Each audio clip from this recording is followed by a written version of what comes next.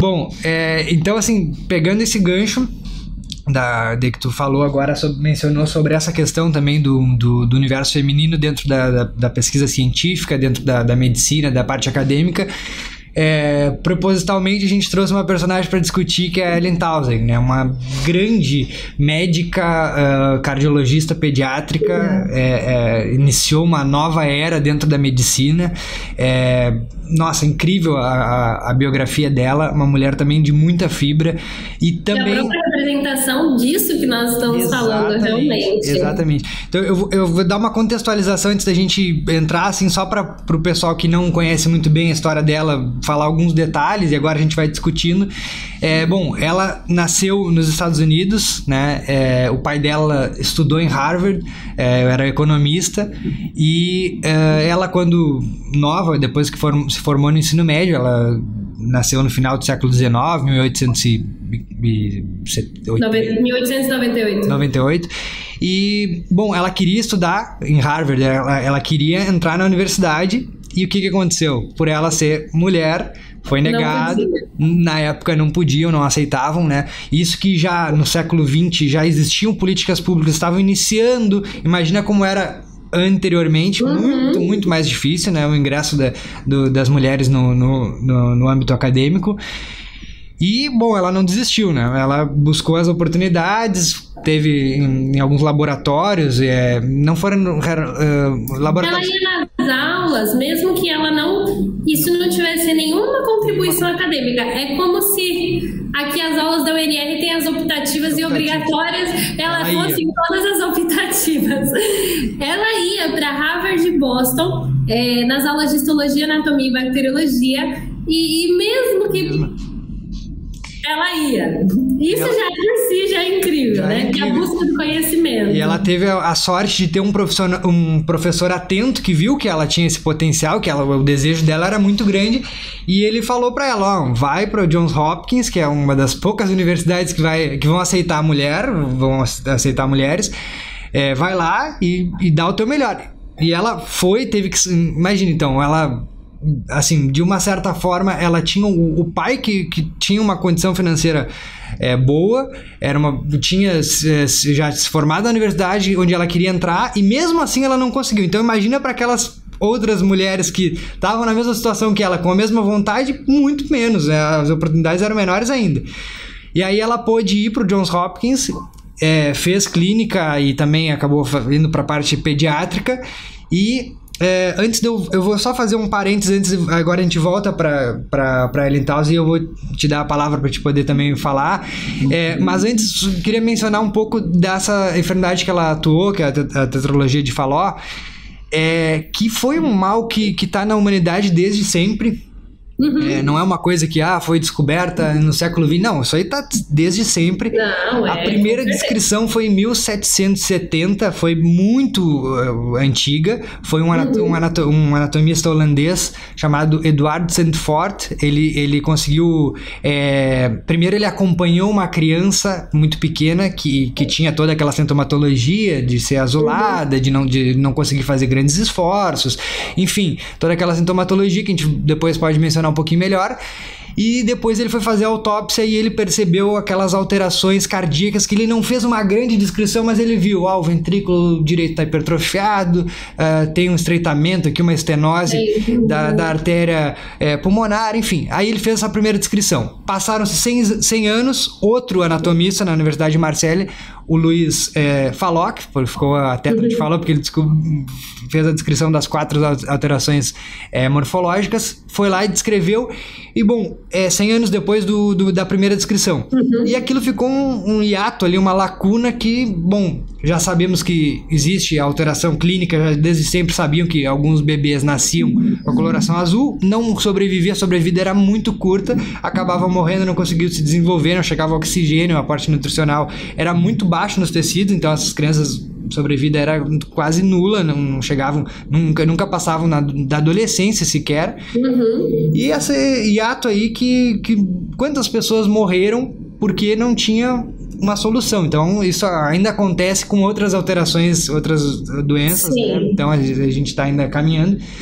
E aí vem uma mulher que estava sendo impedida de entrar, né? E olha o potencial que ela estava tendo ali para poder fazer uma diferença. E aí ela consegue entrar no Johns Hopkins.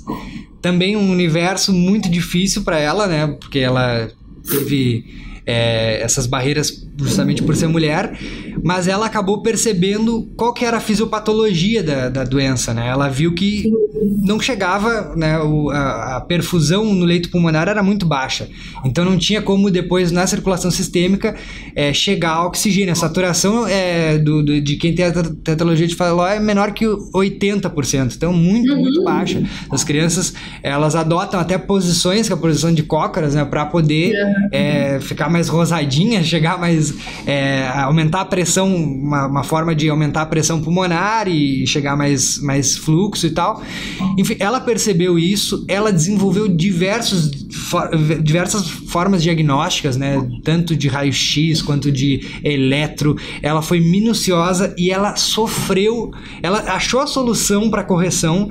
Porque isso também eu queria... Agora eu vou te passar realmente a palavra, mas no século XX, como foi a era de ouro da cirurgia, o paradigma da cirurgia antigamente, século XIX para trás, século XVIII, era a retirada do órgão. Até tinha um ditado famoso dos cirurgiões, era assim: órgão extirpado é órgão que não adoece. Era o paradigma do resolvido. Claro que alguns órgãos vitais não poderiam ser retirados, como problemas cardíacos, isso é inevitável. Bom, o século XIX começou a ter vários avanços, a microbiologia apareceu aí, teve os aportes do Robert Koch lá, aquela metodologia dele, os postulados, aí descobrimos que tem as bactérias, tem os vírus, aí Pasteur e tal. Aí vem o Joseph Lister, um grande cirurgião, inventa a antisepsia. Bom, as cirurgias... Aí vem os anestésicos. Bom, a cirurgia começa a melhorar. Melhorou muito. Aí, antes de amputações em membros superiores, inferiores e tal, começou a abrir. Vamos abrir a cavidade abdominal. Vamos fazer uma cirurgia, apendicectomia. Vamos fazer uma cavidade abdominal começou a ser explorada. Enfim, foi melhorando, até que começaram a fazer as primeiras cirurgias torácicas, que foram as retiradas das cavernas tuberculosas, que não tinha ainda os antibióticos, não se contava com os antibióticos. Então, mas eram todas cirurgias muito complicadas, porque, primeiro, abrir a pessoa já pode dar uma hemorragia por si só, até hoje existem essas complicações, ainda são inerentes ao tempo. Depois não tinha antisepsia, foi resolvido com o ácido carbólico lá do Lister. Depois a gente começou a contar com os antibióticos, mas mesmo assim eles não tinham recursos de abrir o peito e mexer no coração. Isso aí, até eu vou fazer uma recomendação. Quem não olhou o filme Something the Lord Made, que é o filme que fala sobre toda essa descoberta da tetralogia de Fallot, né? Fala dos pesquisadores envolvidos. E, bom... Aí vem uma mulher que estava sendo impedida, que estava sendo barrada, que não queriam ela. E aí, Mário, o que tu tem a dizer? O que tu percebe nessa pessoa aí? Olha, aí eu digo, né? Por que a sociedade é desse jeito, né? Por que nós somos assim? Porque, tipo, se fosse algo momentâneo, eu até entenderia. Mas quantas Ellens nós estamos impedindo de chegar no ensino médio, né? De conseguir, e assim, não, aí sem falar também de feminino, masculino, homem, não. A gente está falando de seres humanos com capacidades incríveis, com capacidade de solucionar problemas muito sérios, que não necessariamente também só na área da medicina, área econômica, área de engenharia, solucionar milhões, solucionar problema de água potável para milhões, solucionar, sabe, tantos e tantos problemas que, por questões culturais, de práticas e representações sociais e tal, são impedidos. E acho que, por um lado, é uma falha da sociedade, é um ponto muito importante a gente reconhecer o problema sério da meritocracia e o problema sério de tudo que nós discutimos, por exemplo, no Brasil, a presença de vestibular, né, um processo seletivo que te corta, te impede de ingressar na rede acadêmica, né? Então, esse é um ponto, eu acho que é muito sério, que a sociedade, que nós como sociedade precisamos repensar, realmente, melhorar o acesso das crianças, dos jovens, para que eles possam crescer bem, crescer saudáveis e atuar sobre a sociedade, porque só a sociedade tem como ganhar e vai ganhar totalmente quando eles chegarem com essa possibilidade. Acho que outro ponto a mencionar também, que a gente esqueceu de falar, é da dislexia dela. Sim, exato. Né? Então, assim, além de tudo, essa mulher tendo dislexia, tendo ficado surda. Perdeu a audição também. Então, assim, meu Deus, que ser é esse, né? Eu tava lendo um negócio que eu me surpreendi muito, porque hoje em dia a gente tem hoje em dia não, já faz muito tempo que a gente tem o estetoscópio como um recurso para a questão cardiológica, né? A parte mais especial do exame físico cardiológico é a auscultação cardíaca. Todo mundo vai lá. As outras manobras não são tantas. Ela, por ter perdido a audição, ela foi com o tato. Então a palpação, ela conseguia palpar sopro. Hoje eu tive uma prática, tava lá, a residente falou...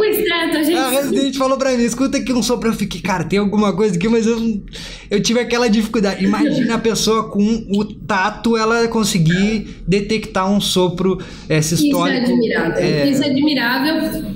Isso também é um convite para a reflexão interna de cada um. Porque, obviamente, cada um de nós sabemos onde o calo aperta, sabemos onde a dor dói, né? É estranho falar onde a dor dói. Por quê? Porque eu gripado não é a mesma coisa que você gripado. Pode ser que você fique tudo bem e eu quero ficar de cama, né? Então, a forma de se expressar algumas dores, né? Perdeu um parente, um no dia seguinte está trabalhando, o outro pode desenvolver toda, né, um desencadear psicológico que leve anos para se recuperar. Então, a dor do outro, com as dificuldades que se acomete, né, isso pode definir a vida. E grande parte tem um componente de vulnerabilidade, como a gente estuda na área de psiconeuroimunoendócrino, né? A gente tem aí algumas genéticas que a gente carrega e que o ambiente ele pode intensificar ou não esse modus operandi do ser humano. Mas, por outro lado, internamente nós temos também as escolhas. Nós temos também alguma parte cuja responsabilidade é nossa. E a gente não pode transferir isso para as outras coisas. Então, ela tinha tudo para dar errado, mas ela decidiu fazer dar certo. Então, pode ser que não, mesmo com todas essas tentativas dela, ainda desse errado, poderia acontecer de que as situações ainda assim abafasse todo esse potencial. Mas a gente só conseguiria ter ela se ela mesma assim continuasse tentando. E ela continuou tentando. Então, assim, óbvio, a contribuição dela foi incrível. Eu também admiro muito porque, como ela nasceu em 1898 e o primeiro artigo científico que ela publicou foi em 1925. Meu Deus, ela era jovem demais. Então, assim, meu Deus, ela não tinha chegado nem na minha idade e já tinha publicado artigo científico, já estava totalmente envolvida na área, né? Então, assim, não tem idade. Não tem idade. Então, assim, você aos 15 pode fazer algo surpreendente, assim como aos 80 você pode descobrir algo surpreendente. A gente teve, desculpa te interromper, a gente teve agora, eu estive conversando com o Dr. Aranaldi também, e a gente discutiu sobre um personagem muito antigo da história da medicina, que foi o Claude Bernard, um dos grandes fisiologistas aí que mudou um paradigma, principalmente nessa questão experimental, metodologia de investigação, epistemologia da medicina. E o Claude Bernard, ele não teve uma formação acadêmica justamente por questões econômicas na França e tal, a família dele era bastante bem pobre, e foi no peito e na raça. Ele começou a iniciação científica dele com 30 anos, então assim, hoje em dia nos parâmetros atuais a gente, não, 30 anos, pô, o cara não fez nada 30 anos, cara, o cara que mudou o patamar da investigação científica começou com 30, hoje a gente às vezes tem uma idade, pô, sabe, não tem idade, não, realmente, desde que tu esteja com uma vitalidade, que tu te sinta bem e queira, e tenha oportunidade, óbvio, tem que ter alguns fatores aí que às vezes são dependentes de outras questões, mas tudo é possível, né? Então ela é um exemplo, acho que vivo da força humana, né? Da superação, de mesmo ter limitações sociais, né? Porque a sociedade estava botando algumas barreiras, limitações físicas, né? Que também são muito complexas. Ela poderia muito bem ter somatizado, como a gente falou mais cedo, poderia, ficar triste, meu Deus, agora eu já não escuto mais, como é que eu vou escutar meus pacientes, como é que eu vou falar com os pais, porque o pediatra, ele lida muito com os pais. Imagina quantos pais agonizando ali, né? O meu filho tem esse negócio aí, tá azulado, eu já sei que ele vai morrer, só não sei a data ainda, mas ele tá com os dias contados, e ela lá com aquela... E aí teve outra barreira que por uma... também pela... Eu até tenho um vídeo no canal falando sobre o filme do Something the Lord Made, e o Dr. Blaylock, o Alfred Blaylock, foi o cirurgião que aceitou colocar em prática a teoria da doutora Ellen Townsend, porque ela entendeu a fisiopatologia, e nisso ela já descobriu a forma de correção. Até eu acabei não mencionando, o paradigma da cirurgia era de extirpação, de retirada de órgão para reconstrução. Então, a partir do século XX, abre a reconstrução, a restauração do órgão que estava danificado. E ela, na questão cardíaca, tinha tido uma cirurgia que foi em 1927, que era de estenose mitral, mas foi uma cirurgia que foi realizada poucas vezes, e ela não tinha ela era uma relativamente mais simples e mais arcaica na forma de fazer. A forma da complexidade do desenho que a Ellen Townsend pensou não tem precedentes. Assim, para a cirurgia cardíaca, ela realmente dá para dizer que ela iniciou essa área tão difícil, e no filme mostra duas coisas muito interessantes. Primeiro, tem um momento do filme que, vou dar spoiler aqui, quem olhou corta essa parte, depois volta. Não, mas assim, tem uma hora que os médicos estão reunidos e eles falam assim, né, que não se pode mexer no coração. Coração, aí já entra pra parte já como se fosse, esse é só Deus que pode fazer. O coração não se toca. Então ele tinha um paradigma que era ali fixado. Ela foi lá, rompeu esse paradigma. Outra coisa, ela tinha todo o modelo, ela foi num cirurgião que era muito conhecido, Johns Hopkins, ele nem escutou ela, justamente por ela ser mulher, não ter muita experiência, não fez quase nenhuma publicação, tá nessa sala aí, fez a residência dela de pediatria. Quem é essa mulher para vir me falar agora que ela sabe uma forma de como corrigir uma cardiopatia tão complexa, que a tetralogia te fala, ó, o cara não escutou, virou as costas. Aí o Alfred Blaylock, ele tem uma questão assim que muitas pessoas criticam ele, porque quem trabalhou junto com ele foi o Vivian Thomas, que era um assistente negro, um cara brilhantíssimo, fora do comum. Quem vê o filme e vê a história, a biografia dele, o cara era sensacional. Ele tem descrições dele que chega a emocionar. Ele quando estava fazendo as cirurgias dele, ele fechava os olhos, ele vendava os olhos e ele conseguia fazer o procedimento, e as pessoas diziam assim, como que tu consegue fazer de olho fechado? E ele dizia, eu tenho tanta intimidade com essa região anatômica que é como se eu estivesse entrando no meu quarto no escuro. Eu sei onde está cada coisa. Tamanha era o amor dele pela anatomia humana e pelo conhecimento dele. E o Vivian Thomas, fazendo também um parêntese, porque a gente estava falando dessa questão social também, era um negro que não teve oportunidade, não pôde estudar numa universidade. Ele juntou muito dinheiro, ele trabalhava como marceneiro com o pai dele, juntou muito dinheiro para poder entrar na universidade, aí teve a crise de 29, e aí aquela depressão econômica, ele perdeu todo o dinheiro dele, não pôde entrar na faculdade, tinha feito todo o esforço, ele juntou 7 anos de trabalho para poder entrar na faculdade. E o Blaylock, ele é muito criticado porque ele segurou muito o Vivian Thomas, ele não... Ele não falou assim, não, vamos lá, agora tu já me ajudou muito no laboratório, fizemos pesquisa, agora tu entra na faculdade e faz a tua formação. Não, é sempre o meu assistente, fica aqui. E aquela segregação racial lá nos Estados Unidos, ele não podia nem tomar água junto com as pessoas, banheiro separado, e o cara teve que suportar tudo isso. Então outra figura vivendo o mesmo momento, que superação assim, não sem limites. Mas aí a Ellen foi lá, e aí o que eu dou mérito pro Blaylock, eu acho que é a capacidade dele de reconhecer o potencial. Porque ele reconheceu o potencial do Vivian Thomas quando estava limpando o laboratório, porque o Vivian Thomas era no começo faxineiro, ele viu esse cara aí, vou conversar com ele, ele tá sempre atento, a hora que ele termina o trabalho ele vai lá, abre um livro, fica lendo, começou a conversar, falou, não, esse cara tem muito potencial, vem ser meu assistente. Quando a Ellen ficou desenhando, mostrando, não, olha aqui, vamos fazer esse procedimento, faz aqui uma anastomose, não sei o que. E ele ficou, mas aí é que tá, eu acho que, tipo assim, dá pra gente dar um mérito, ele soube reconhecer grandes potenciais, mas precisar também da boa vontade de uma pessoa que esteja atenta também é muito complicado, porque o Blaylock só entrou e foi o cirurgião, ele não teve essa barreira, né? Então por que a Ellen teve que ter todo esse sacrifício da parte social, da parte física dela, e ainda depois o impedimento de colocar em prova o que ela teorizou.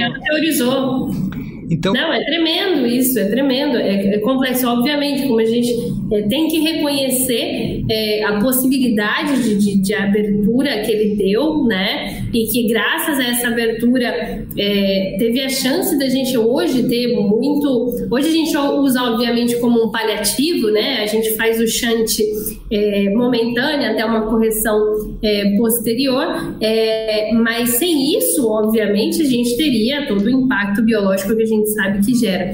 E, óbvio, não só a tetralogia de Fallot que são corrigidas, mas outras patologias que geram essa hipoxêmia pela falta, né, pelo hipofluxo pulmonar, também pode ser corrigida ou amenizada com o shunt para depois corrigir. Então, ela ajudou não somente aquele pool de pessoas, uma grande quantidade de patologias vinculadas, né? E realmente é doloroso pensar que quase que isso não sai, né? Quase que isso não vem à tona. É muito grave. É muito grave. Então, obviamente, a gente tem que ser eternamente grato a ela. Exato. Óbvio, né? E eternamente grato também a ele por ter permitido a aplicabilidade do sistema, né? E admirados para sempre com toda essa história, com todo esse emaranhado de tudo que aconteceu, que nada mais, além de grande conhecimento da área médica, que isso passa, mas também nos traz uma experiência de vida, né? De coisas que nós temos que aplicar para nós mesmos e também esse olhar crítico para a sociedade. Será que nós estamos abafando possíveis elentalcias? Perfeito. E, assim, para concluir a temática dela e corroborar tudo que a gente falou, outra coisa que outro paradigma que ela quebrou, que eu acho que é bem importante mencionar, é que ela só conseguiu ser reconhecida como professora. Ela foi a primeira mulher professora titular de uma universidade, lá na Universidade de Johns Hopkins, foi a primeira mulher, só que ela teve que ficar 16 anos como instrutora. Então ela só foi dado para ela como professora titular, porque ela já estava com um prestígio internacional muito grande, ela era chamada em tudo que era congresso para ensinar as técnicas que ela desenvolveu, para mostrar o diagnóstico, como é que era o eletro, como é que era o padrão do eletro, da radiografia, bom, enfim, ela desenvolveu muitas coisas, então ela teve todo esse reconhecimento. Aí uma hora eles falaram, não, ela vai nos cansar, a gente vai ter que dar essa cadeira para ela, né, para ela ser a professora titular. Mas olha a dificuldade que ela encarou para poder chegar onde chegou. E, bom, publicou livro, até um livro que ela publicou se tornou a Bíblia das cardiopatias congênitas, né? Então, bom, sem palavras para dizer sobre a história dela.